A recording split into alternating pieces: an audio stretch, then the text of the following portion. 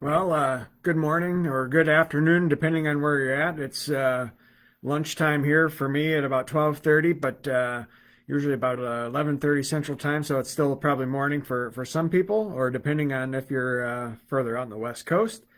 My name's Jay Morrison. I'm the Vice President of Equipment Sales and the Eastern Region Sales Manager for Carpenter Brothers, which is a foundry and metal casting industrial supply company and representation company for equipment and uh, anything and everything that's needed for the foundry and metal casting industry. I am a 2001 graduate of Western Michigan University and a FEF, Foundry Education Foundation graduate. And I'm going to talk a little bit about my journey into my current role into sales.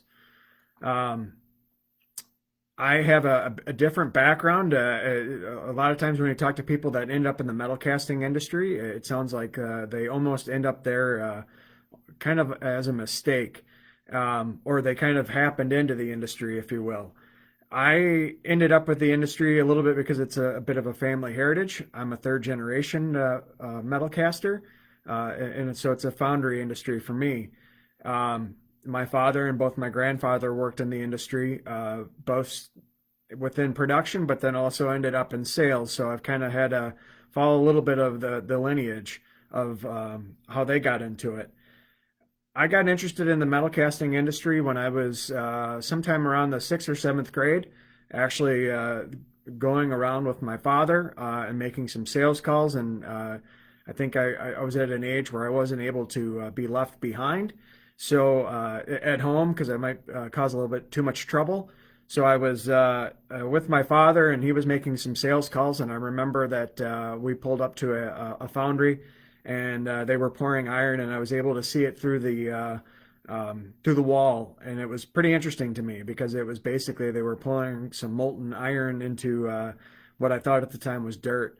So it kind of intrigued me, and from that point on, it piqued my interest, and I know that the rest of that day I spent most of the day kind of peppering my father about questions about the industry, how things went on, what was part of it, and it just piqued my interest because it seemed pretty cool, and there was a little bit of danger and excitement to it that got me excited about it as well. So, in order to get into the metal casting industry, I looked at different areas. I knew I wanted to go to college. One of the areas that I kind of thought was a good area and wanted to get into was more on the engineering ends of things. So I looked at several different schools. I knew that I wanted to do metal casting, and I wanted to go to a school that had a metal casting program. And most of the schools that I looked at, I did that. I was fortunate enough to make a visit my senior year of high school at Western Michigan University, and Dr. Sam Ramratton, who is still there. And we happened to show up on a day where he was actually having a lab and a class. And with that class, what really piqued my interest was I was there when they got an opportunity to pour some metal. Um, and they were students were making their own molds. They were making and pouring their own molds and making their whole castings all the way through. So it was really a thrill for me, and getting an opportunity to go see that. So going through Western Michigan, they also have at that time was more of a non-traditional. When I say non-traditional, 20 some odd years ago, 25 years ago, a lot of the foundry stuff was more on the just basically metallurgical ends of things or material science. With Dr. Sam and Western Michigan University, their program was more on manufacturing, so kind of a broad base of everything. So through my education at Western Michigan University, I got an engineering degree in manufacturing engineering with a cast metals option, which is kind of a minor. From there, I was able to get some co-ops and internships where I worked at AC Foundry in Battle Creek, and then also at GM Defiance in Defiance, Ohio. Was able to learn a lot. I was thankful for my co-ops and internships, which were highly beneficial from and it was kind of pushed along from both Western and then also the FEF. So I was grateful for that. Got a lot of good experience. Once I graduated, I went off to Waukesha Foundry. I spent about a year there, which is over in Waukesha, Wisconsin. They're a steel foundry, but they kind of pour a little bit of anything and everything. Um, and I worked as a process quality engineer. It gave me a good opportunity to work with people on the floor, uh, customers, suppliers, you name it. So I had this good broad background and for about a year, year and a half, and just really got into everything. So it was kind of a great aspect of mold, melt, fill, you name it, everything. So it gave me this really great broad background.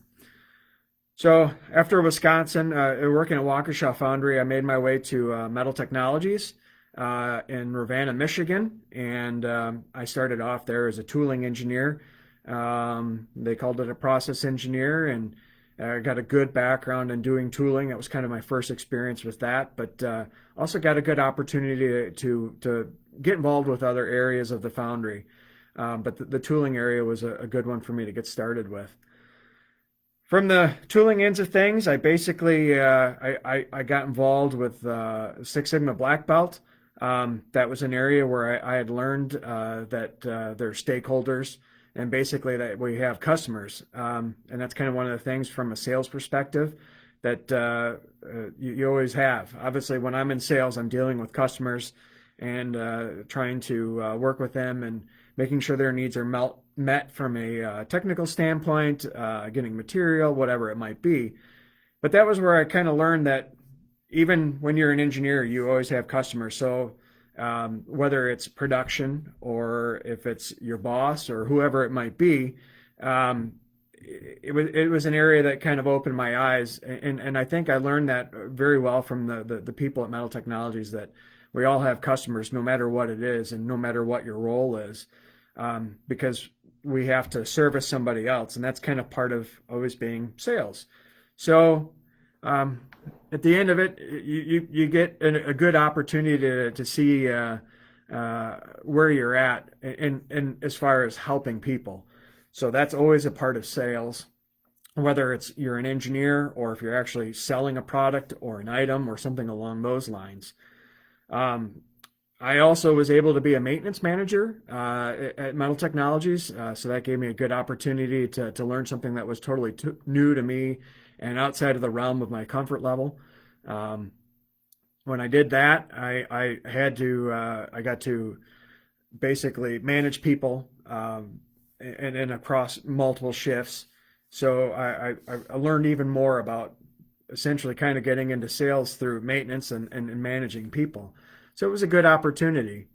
Um, I ended up at Carpenter Brothers just because I wanted to try something new, different opportunity. Carpenter Brothers is a 100-year-old family-run company, uh, and one of the things that drew me to them is their diverse portfolio of products, and then opportunities to get into different foundries. I've always been a little bit of a metal casting nerd. I love different foundries, different processes, anything really industrial.